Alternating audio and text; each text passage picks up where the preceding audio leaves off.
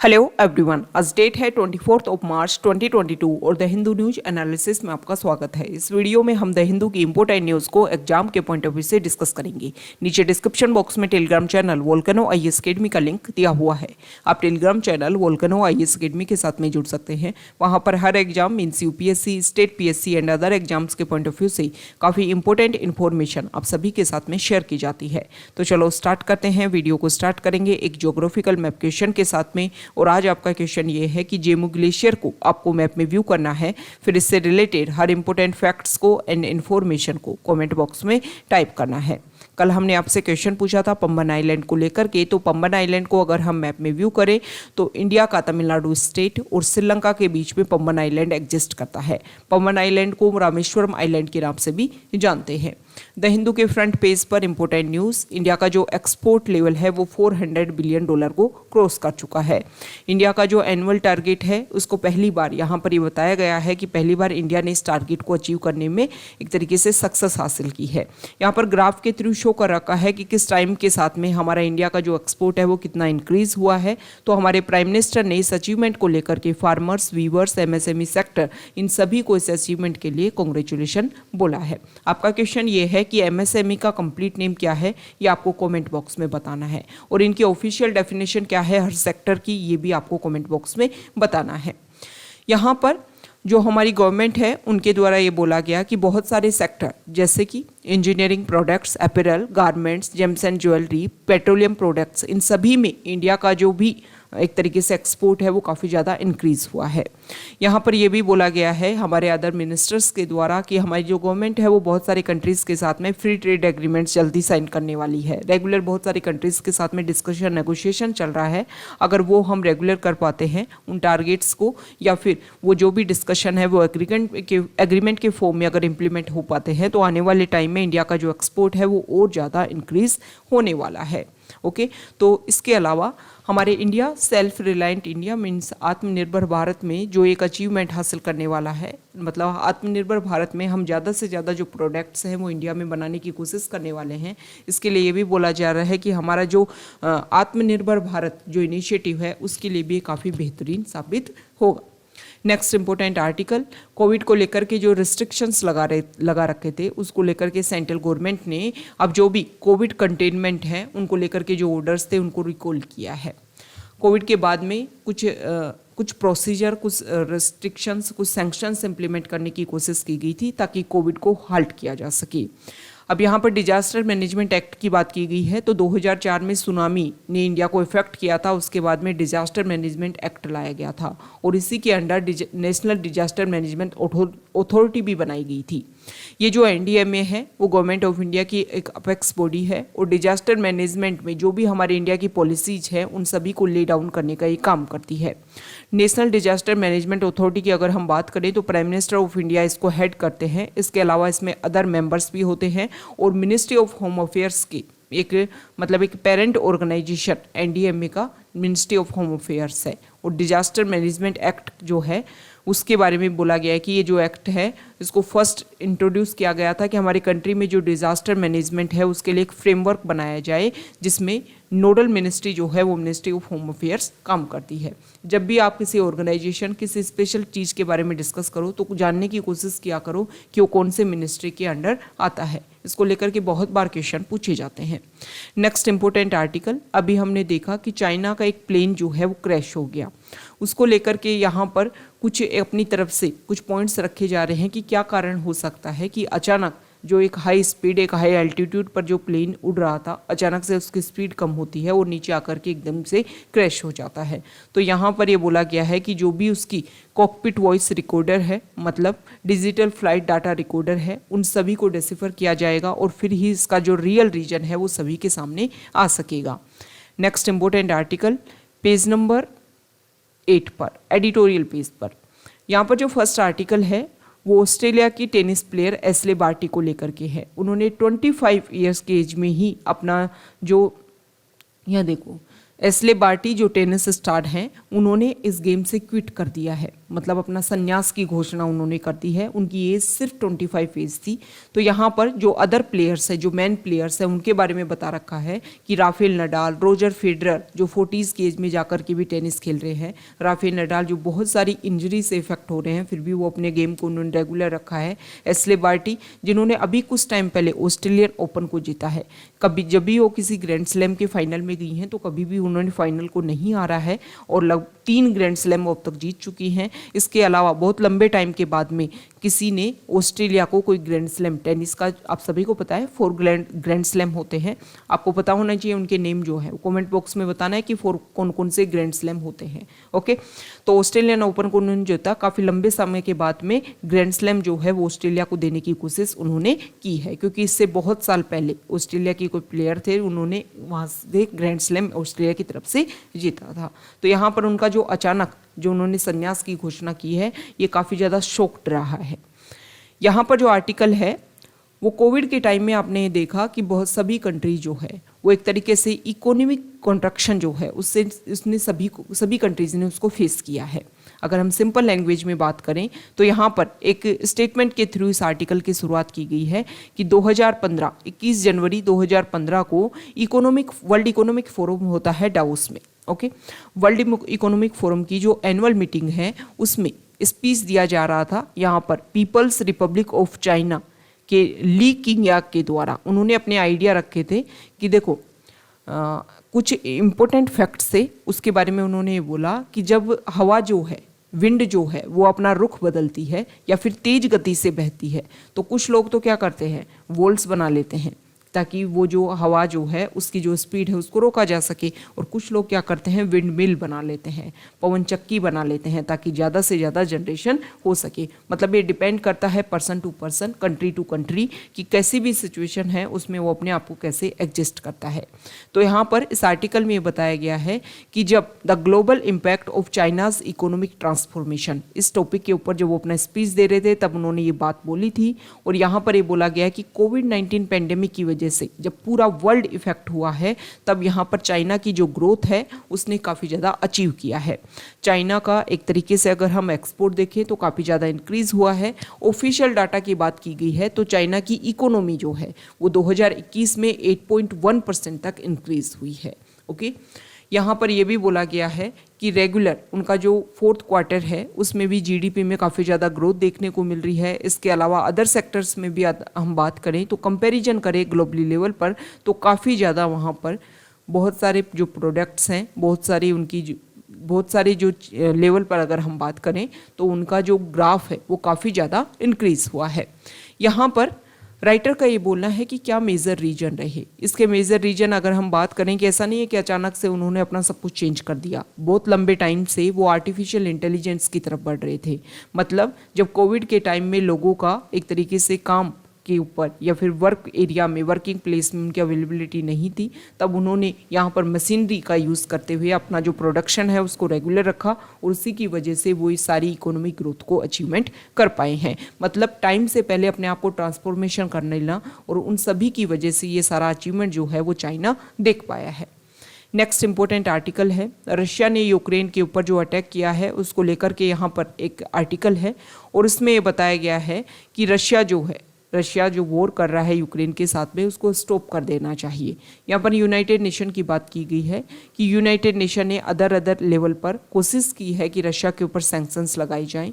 Okay, यहाँ पर EU ने जो है, यूरोपियन यूनियन, उन्होंने भी कोशिश की है कि रशिया के ऊपर सैंक्शंस लगाई जाए ताकि रशिया जो है ये वॉर जो हो रहा है उसको ख़त्म किया जा सके।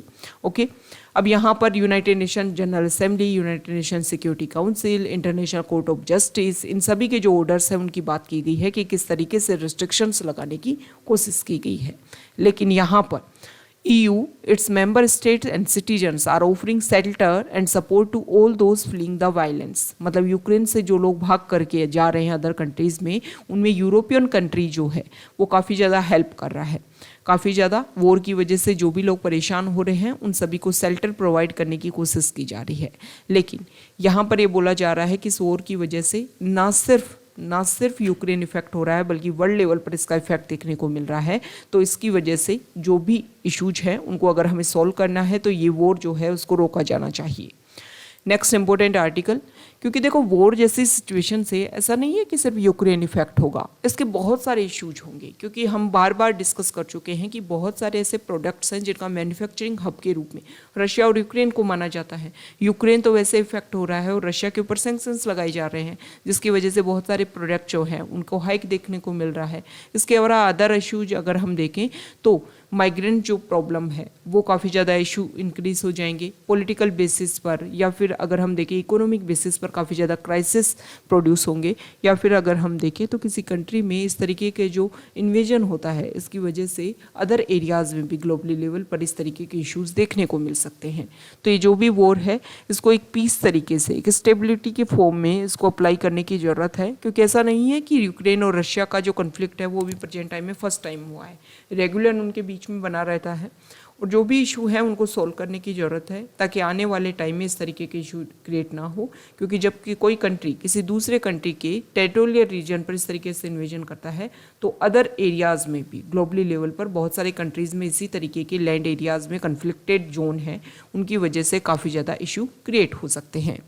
यहाँ पर जो आर्टिकल है पेज नंबर 10 पर वो मेकेदातु वाटर प्रोजेक्ट को लेकर के है। अब सभी को पता है कर्नाटका और तमिलनाडु में इस मेकेदातु वाटर प्रोजेक्ट को लेकर के काफ़ी ज़्यादा इशू चल रहा है। कावेरी रिवर के ऊपर कर्नाटका चाहता है कि मेकेदातु प्रोजेक्ट डैम बनाया जाए ताकि बेंगलोर वाला रीजन जहाँ पर वाटर की अवेलेबिलिटी नहीं है वहाँ पर हम वाटर की अवेलेबिलिटी करवा पाएँ। लेकिन तमिलनाडु की जो असेंबली है उन्होंने इस प्रोजेक्ट के खिलाफ में एक रेजोल्यूशन पास किया है, जहाँ पर कर्नाटका की लेजिस्लेटिव असेंबली जो है वो कोशिश कर रही है कि डैम बनाने की कोशिश की जाए, वहाँ पर तमिलनाडु जो है वो इसका प्रोटेस्ट कर रहा है। मेकेदातु क्या है? एक drinking water cum power generation project है जो कर्नाटका के द्वारा इसको प्रपोज किया गया है रिवर कावेरी जो है उसके अक्रॉस 9,000 करोड़ बैलेंस जो है इस प्रोजेक्ट में इम्प्लीमेंट करने की कोशिश की जाएगी और यहाँ पर जो डैम है उसमें 67.15 थाउजेंड मिलियन क्यूबिक फीट तक वाटर की अवेलेबिलिटी इसमें होगी। कर्नाटका जो है वो आर्ग्यू करता है कि ये जो प्रोजेक्ट है वो उनके ज्यूरिसडिक्शनल लिमिट के अंडर गिरता है। तमिलनाडु जो है वो बोलता है कि उन्होंने इसके लिए परमिशन नहीं ली है, इसलिए उसको क्या कर रहे हैं, रिवर्स कर रहे हैं। तो यहाँ पर अगर हम बात करें तो कावेरी रिवर के वाटर को लेकर के तमिलनाडु और कर्नाटका के बीच में ऐसा नहीं है पहली बार यहाँ पर इशू देखने को मिल रहा है, बार बार यहाँ पर इशू देखने को मिल रहा है। अब यहाँ पर जो अपोजिशन में पार्टी है कर्नाटका में, वहाँ पर उन्होंने पदयात्रा की है कि मेकेदातु जो प्रोजेक्ट है वो इम्प्लीमेंट होना चाहिए। राइटर का ये बोलना है कि 2023 में जो इलेक्शन होंगे उनका इफेक्ट देखने को मिल सकता है इस मेकेदातु प्रोजेक्ट की वजह से, मतलब पॉलिटिकल पोलराइजेशन देखने को मिल सकता है इस इशू की वजह से। अब यहाँ पर देखो ये जो प्रोजेक्ट है इसके बारे में ओरिजिनली 1948 में, जिसको मेकेदातु के नाम से which translate at goats crossing, एक drinking water cum power generation project across river Kaveri 1948 में स्टार्टिंग किया गया था इसको, और 2013 में एक डिस्प्यूट ट्राइब्यूनल जो है उन्होंने फर्स्ट अवार्ड के रूप में कर्नाटका को ये प्रोजेक्ट दिया था कि आपके जो भी ऐसे सेक्टर है जहाँ पर वाटर की अवेलेबिलिटी नहीं है उनको वाटर की अवेलेबिलिटी करने के लिए आप इस प्रोजेक्ट को रेगुलर कर सकते हो।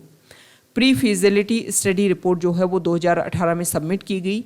स्टेट ने अपना जो डिटेल्ड प्रोजेक्ट है वो सेंट्रल वाटर कमीशन को 2019 में अपनी रिपोर्ट सौंपी।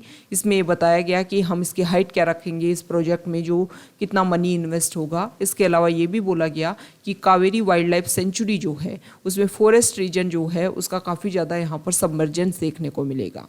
ओके, फ्लोरा और फोना जो है जो इस सेंचुरी में काफ़ी ज़्यादा है उसमें भी यहाँ पर इशू देखने को मिल सकता है। तो सुप्रीम कोर्ट ने 2018 में ड्रिंकिंग पर्पस के लिए बेंगलोर के लिए ड्रिंकिंग पर्पस और जो नेबरिंग एरियाज़ हैं उनमें वाटर की अवेलेबिलिटी के लिए इस प्रोजेक्ट को रेगुलर करने की बात की थी। ओके, तो यहाँ पर ये कर्नाटका को क्या बेनिफिट होगा, तो सभी को पता है कि कर्नाटका में बेंगलोर जो है वो 30% से भी ज़्यादा बोरवेल वाटर के ऊपर डिपेंड करता है। और यहाँ देखो Ramanagar and Bangalore rural district जो हैं वो भी इससे बेनिफिट होंगे, मतलब वाटर की अवेलेबिलिटी होगी तो बेनिफिट होगा। लेकिन तमिलनाडु का ये बोलना है कि जो वाटर है कावेरी रिवर का उसको होल्ड कर लिया जाएगा, रोक लिया जाएगा, तो तमिलनाडु में वाटर की अवेलेबिलिटी कम होगी, जिसकी वजह से ही ये जो इशू है वो रेगुलर चलते रहते हैं। यहाँ पर जो आर्टिकल है वो नासा का न्यू मिशन है, न्यू मून मिशन, जिसको आर्टेमिस प्रोग्राम के नाम से जानते हैं। तो देखो, साइंस एंड टेक्नोलॉजी में जब भी किसी ऑर्गेनाइजेशन का या फिर किसी कंट्री का नया कोई प्रोग्राम रहता है, हमारी जो सेलेस्टियल बॉडीज़ हैं उनको लेकर के, तो उनको लेकर के डायरेक्टली पूछ लिया जाता है। या तो प्रोग्राम का नाम दे करके पूछ लेंगे कि किससे रिलेटेड है, मून से रिलेटेड है, सन से रिलेटेड है, वीनस से रिलेटेड है, जुपिटर से रिलेटेड है, इस सारी तरीके से। या फिर पूछ लेंगे कि ये कौन से कंट्री का प्रोग्राम है। तो आपको पता होना चाहिए जब भी कभी आप इस तरीके के प्रोग्राम को स्टडी करो तो कौन से कंट्री से और कौन से हमारी सेलेस्टियल बॉडी से वो रिलेटेड है। यहाँ पर आर्टेमिस फर्स्ट के बारे में बताया गया है कि इसमें नासा जो है वो कोशिश कर रहा है कि जो हमारा मून है वहाँ तक हम हमारी अवेलेबिलिटी करें। इसमें शुरुआती समय में ये कोशिश की जा रही है कि एक तरीके से अनमैन्ड स्पेसक्राफ्ट के रूप में इसको लॉन्च किया जाएगा, ताकि आने वाले टाइम में जो नए एक्सप्लोरेशन है उसके लिए एक बेसिक फाउंडेशन वहाँ पर क्रिएट किया जा सके। अब यहाँ पर जो हमारे सैटेलाइट लॉन्च व्हीकल है, सैटेलाइट्स एरिया जो है या सैटेलाइट प्लेस जो है, उन सभी के बारे में यहाँ पर बताया गया है कि 2022 में समर में इसको लॉन्च किया जा सकता है। SLS and Orion under Artemis first will be launch from the Canada space centre in Florida, US। अब यहाँ पर जो हमारी स्पेस सेंटर जो है, सैटेलाइट स्पेस सेंटर जो है, उसके बारे में हम कुछ बेसिक फैक्ट्स देखेंगे। कुछ जनरल अवेयरनेस आपको पता होनी चाहिए। देखो, जब भी आप देखने की कोशिश करोगे कि जो सैटेलाइट लॉन्चिंग स्टेशन जो है वो ज़्यादातर कोशिश किए जाते हैं कि इक्वेटर वाले रीजन में उनको एस्टेब्लिश किया जाए। इसका मेजर रीज़न ये है कि जो इक्वेटर वाला रीजन है वहाँ पर ग्रेविटेशनल फोर्स काफ़ी कम होता है और पोलर रीजन में ग्रेविटेशनल फोर्स काफ़ी ज़्यादा होता है। यहाँ पर इस मैप के थ्रू आप व्यू कीजिए, यहाँ देखिए,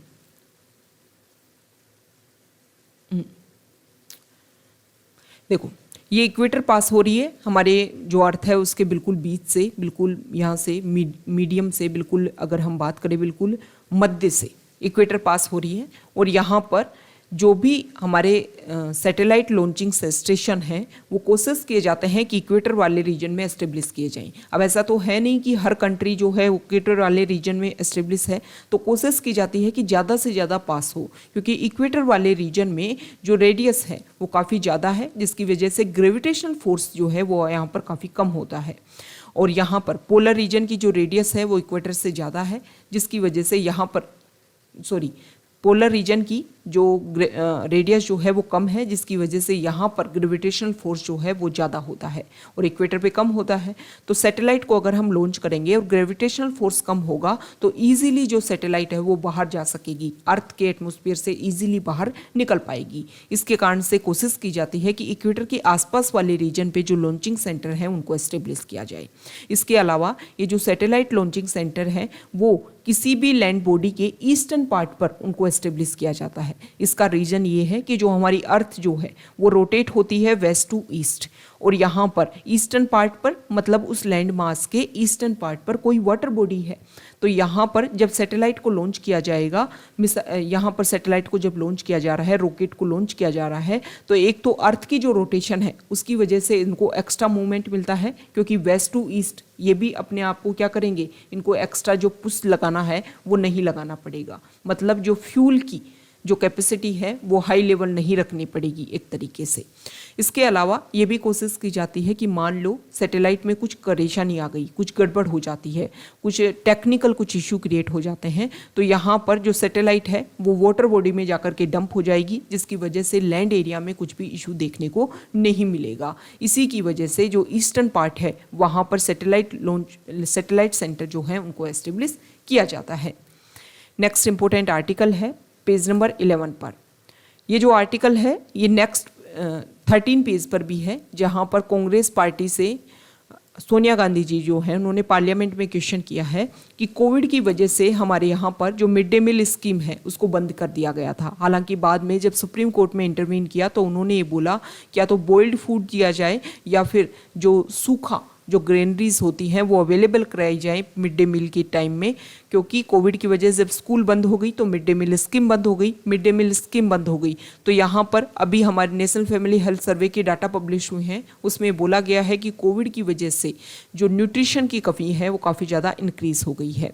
अब इस आर्टिकल में यहाँ पर सबसे पहले तो जो मिड डे मील स्कीम है उसको लेकर के कुछ बेसिक फैक्ट्स बताए गए हैं कि 450 किलो कैलोरी ऑफ एनर्जी इसके थ्रू, मतलब इस ये जो मील है उसमें ये कुछ बेसिक रिक्वायरमेंट है कि इतना तो न्यूट्रिशन उसमें होना ही चाहिए। 12 ग्राम ऑफ प्रोटीन देने की कोशिश की जाती है। इसके अलावा adequate quantities of micro nutrients जैसे iron, folic acid, vitamin A, ये सब कुछ मिड डे मील स्कीम के तहत दी जाती है। 2006 में इस स्कीम को लॉन्च किया गया था। अब यहाँ पर ये बोला गया है कि बहुत सारे चिल्ड्रन जो प्राइमरी और अपर प्राइमरी में जो भी चिल्ड्रन आते हैं वो लगभग बोला जाता है कि एम्प्टी स्टमक जो है स्कूल में आते हैं, और उनके न्यूट्रिशन का एक मेजर सोर्स की अगर हम बात करें तो मिड डे मील स्कीम ही है। कोविड की वजह से बंद कर दिया गया, जिसकी वजह से यहाँ पर जो स्कूल गोइंग चिल्ड्रन जो हैं उनको जो एलिजिबल है मिड डे मील स्कीम के लिए, उनको कोशिश की गई कि फूड सिक्योरिटी अलाउंस देने की कोशिश की जाए, या फिर उनको ऐसा कुछ जो सूखा अनाज है, सूखा जो भी इंग्रेडिएंट्स है वो प्रोवाइड करने की कोशिश की जाए।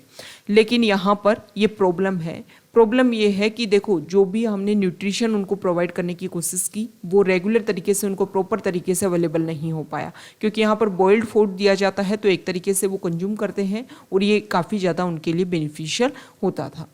अब यहाँ पर क्वेश्चन किया गया है कि दोबारा से पेंडेमिक खत्म होने की कगार पर है, बहुत सारे केसेस कम हो रहे हैं, स्कूल बिल्कुल ओपन हो चुके हैं, तो मिड डे मील स्कीम को दोबारा से इम्प्लीमेंट करने की ज़रूरत है। हमें इसलिए भी ज़रूरत है क्योंकि ग्लोबल हंगर इंडेक्स जो 2020 जो पब्लिश हुई है उसमें इंडिया की रैंक 107 कंट्रीज़ में 94 है, मतलब सीरियस कैटेगरी में इंडिया आता है, और हमारे नेबर कंट्री पाकिस्तान, बांग्लादेश, नेपाल से इंडिया काफ़ी ज़्यादा पीछे है। मतलब ग्लोबल हंगर इंडेक्स में अगर हम बात करें तो इंडिया की रैंकिंग जो है वो काफ़ी सीरियस कंडीशन पे है। ये जो इंडेक्स है इसमें अंडर न्यूट्रिशन, इसके अलावा वेस्टिंग, स्टैंडिंग। वेस्टिंग क्या होता है? लो वेट, मतलब हाइट के अकॉर्डिंग बच्चे का जो वेट है वो काफ़ी कम हो। स्टंटिंग क्या होता है? एज के अकॉर्डिंग जो हाइट है वो काफ़ी कम हो। तो यहाँ पर ये इशू को भी शामिल किया गया था इस इंडेक्स में, और यहाँ पर जो 5 साल से छोटी एज के जो बच्चे हैं उनमें मोर्टेलिटी रेट भी हाई देखने को मिले। मतलब ये सारे बेसिक पॉइंट्स हैं जिनके बेसिस पर ग्लोबल हंगर इंडेक्स पब्लिश होता है। ओके, तो जीरो हंगर का जो हमारा टारगेट है उस टारगेट को अचीव करने में भी इंडिया को कुछ टाइम लगेगा, क्योंकि इंडिया जो है वो वेल तरीके से परफॉर्म नहीं कर पा रहा है। तो यहाँ पर एक कोशिश की जा रही है कि दोबारा से जो मिड डे मील स्कीम है इसको लॉन्च किया जाए। यहाँ देखिए नेक्स्ट इंपॉर्टेंट आर्टिकल चाइना के यहाँ देखिए, एक सेकेंड,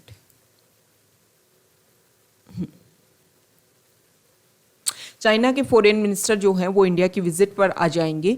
इसके अलावा यहाँ पर भी बताया गया है कि अजीत डोवाल, जयशंकर जो हमारे फॉरेन मिनिस्टर हैं उन सब के साथ में डिस्कशन उनका हो सकता है। कुछ पॉइंट्स की बात बताई गई है कि इन पॉइंट्स के ऊपर, जैसे लाइन ऑफ एक्चुअल कंट्रोल को लेकर के जो हमारे डिसंगेजमेंट प्रोसेस चल रहा है उसको लेकर के डिस्कशन हो सकता है। यूक्रेन को लेकर के जो इशू चल रहा है उसको लेकर के डिस्कशन हो सकता है, और भी कुछ अदर इश्यूज हैं जिनको लेकर के इंडिया और चाइना यहाँ पर डिस्कशन कर सकते हैं। अभी जब मीटिंग होगी, जब इसका क्या रिजल्ट आएगा तभी क्लियर होगा कि किन किन पॉइंट्स को लेकर के यहाँ पर डिस्कशन हुआ। हमारे जो फाइनेंस मिनिस्टर हैं उन्होंने ये बात बोला है कि जम्मू एंड कश्मीर जो यूटी है उसके लिए जो बजट रखा गया है 1.42 लाख करोड़ का जो बजट पार्लियामेंट में अप्रूव किया है, उसके बेसिस पर फाइनेंस मिनिस्टर ने ये बोला कि जम्मू एंड कश्मीर में अब जस्टिस डेवलपमेंट जो है वो पहुंच रहा है, और वहाँ पर ये सारी चीज़ें पहुँचने में काफ़ी ज़्यादा टाइम लगा है।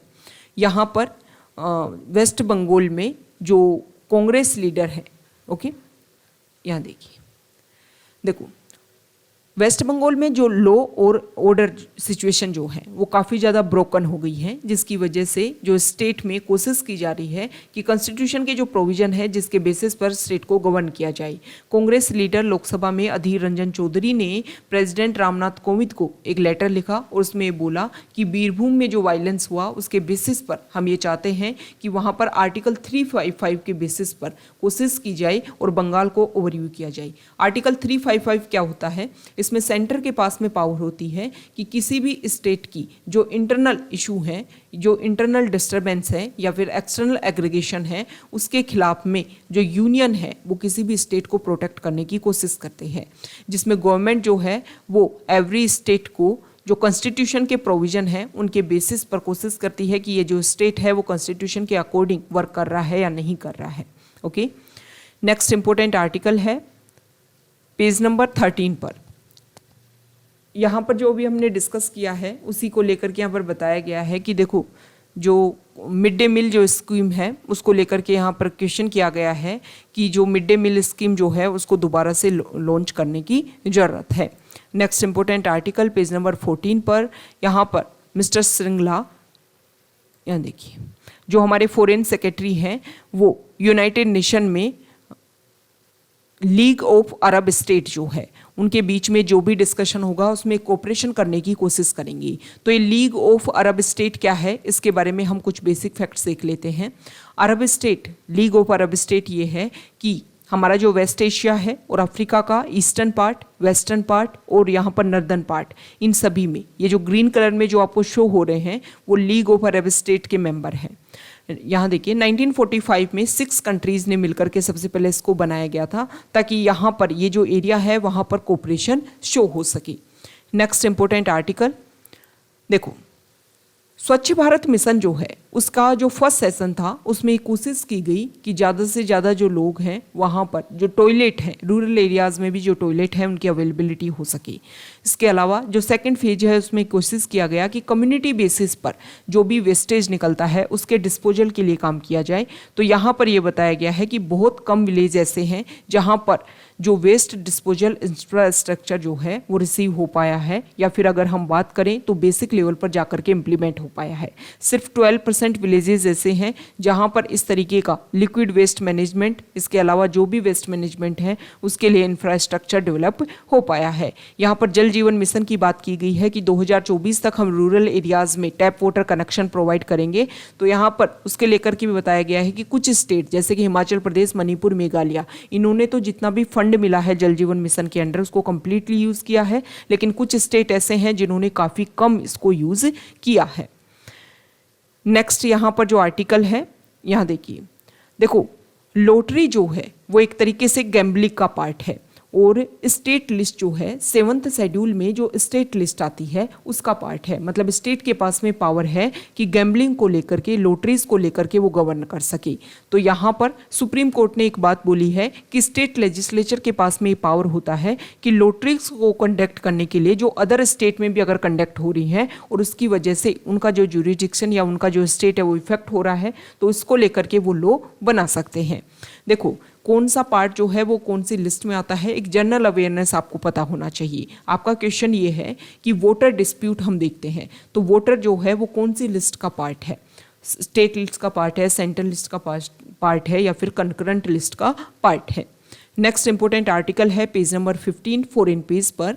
यहाँ पर जो यूएस के जो प्रेसिडेंट है वो रशिया के ऊपर और ज़्यादा सैंक्शंस लगाने की कोशिश कर रहे हैं और यूरोपियन जो कंट्रीज़ हैं उनके साथ में उनका डिस्कशन जो है वो रेगुलर चालू है।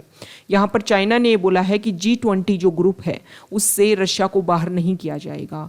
उन्होंने ये बोला है, चाइना की तरफ से स्टेटमेंट है कि प्रेजेंट टाइम में बहुत सारे इशू ऐसे हैं जहाँ पर सभी कंट्रीज़ का रेगुलर जो डिस्कशन है वो बहुत ज़्यादा ज़रूरी है। तो G20 कंट्रीज से आप रशिया को बाहर नहीं कर सकते हो। G20 कंट्रीज़ की अगर हम बात करें तो 1999 में G20 कंट्रीज़ को बनाया गया था और एक इंटर गवर्नमेंटल ऑर्गेनाइजेशन के रूप में एक वर्क करता है जिसमें 19 कंट्रीज़ है और एक ऑर्गेनाइजेशन है European union. Okay, next important article यहाँ देखिए, देखो नोबेल प्राइज़ 2022 के लिए जो नोबेल प्राइज़ हैं उनका अनाउंसमेंट होने लग गया है। तो मैथमेटिशियन में अमेरिकन मैथमेटिशियन सुलिवियन को जो प्राइज़ है, नोबेल प्राइज़ जो है वो दिया गया है। Okay, the Norwegian Academy of Science and Letters has awarded the Abel Prize, sorry Nobel नहीं, अबेल प्राइज जो है वो इन मैथमेटिशियन को दिया गया है और इन्होंने वर्क किया है। मैथमेटिक्स की एक ब्रांच है टोपोलॉजी, उसमें जो इनका कंट्रीब्यूशन है उनके लिए उनको ये प्राइज़ दिया गया है। यहाँ पर तालिबान को लेकर के अफगानिस्तान में आप सभी को पता है कि 15 अगस्त 2021 से तालिबान ने कंप्लीट पावर को अपने अंडर कर लिया। रेगुलर वहाँ पर माइनॉरिटीज़ बेसिस पर चिल्ड्रन वीमेन, उनके जो राइट्स हैं उनको लेकर के कन्फ्लिक्ट बना रहता है। स्कूल ओपनिंग की गई जिसमें गर्ल्स को पहले जो है अलाउ किया गया, लेकिन फिर जो इस अफगानी जो गर्ल्स हैं उनको ओपनिंग के बाद में एक तरीके से उनका स्कूल में आना जो है वो बंद कर दिया गया है। ये कुछ चीज़ें ऐसी हैं जिनके बेसिस पर तालिबान को रिकॉग्निशन देने में अभी भी जो सभी कंट्रीज़ हैं वो अपने आप को रोक रही हैं, क्योंकि तालिबान का 1996 से 2001 के बीच में जो रूल रहा था उसी के बेसिस पर ये लगता है कि तालिबान जब तक किन्हीं पॉइंट्स के ऊपर अपने आप को एग्री नहीं करता है तब तक उनको रिकॉग्निशन नहीं दी जा सकती है, नहीं तो उनका जो एक तरीके से डोमिनेंस वाला जो नेचर है वो दोबारा से वो उसको अप्लाई करेंगे। तो ये आज का हमारा द हिंदू का डिस्कशन था। अगर आप यहाँ तक आए हैं, वीडियो आपको अच्छा लगा है तो प्लीज़ वीडियो को लाइक कीजिए, शेयर कीजिए और चैनल को सब्सक्राइब कीजिए। Okay, thank you.